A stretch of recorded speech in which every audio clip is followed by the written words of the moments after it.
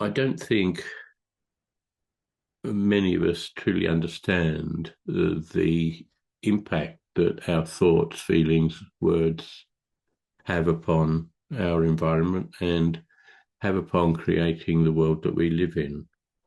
So this ties together so many aspects of talks that I've given in the past. And one important one, of course, is what Jung referred to as the shadow, the subconscious aspect of the self that tends to drive the boat without our recognizing that's happening.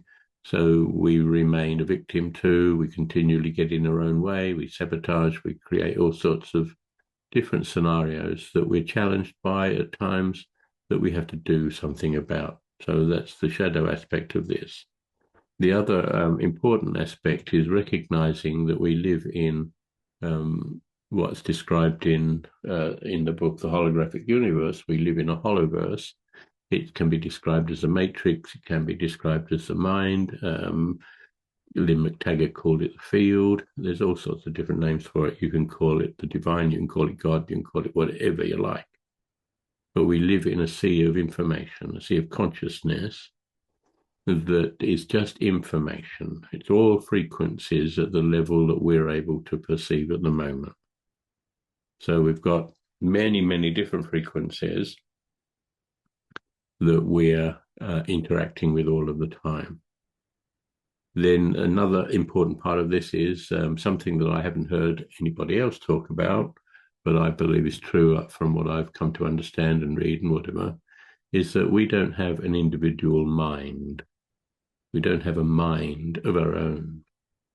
We are part of a mind, the bigger mind, if you like, whatever you want to call that, but we don't have one of our own. What we do have is a nervous system that accesses mind. You see form, you see color, you see shape, you hear sounds, you feel things, you feel vibrations, you see colors, smell, taste, touch. It's all frequency, it's all information that your nervous system is analyzing and interpreting, creating the world that you believe you live in. I went into this in a bit more detail the other night. I think when you can imagine that it's only your nervous system that gives this world reality for you personally. You know, when you die, as you will inevitably one day, then the senses fall away, of course. There's no longer a sense of being, a sense of sight, sound, taste, touch, whatever. And so there's no system that's interpreting the data that we currently interpret as reality.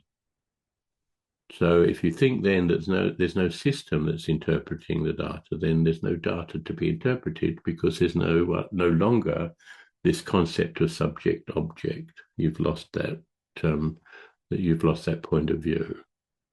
So then nothing exists outside of what you're giving energy to now. You give energy to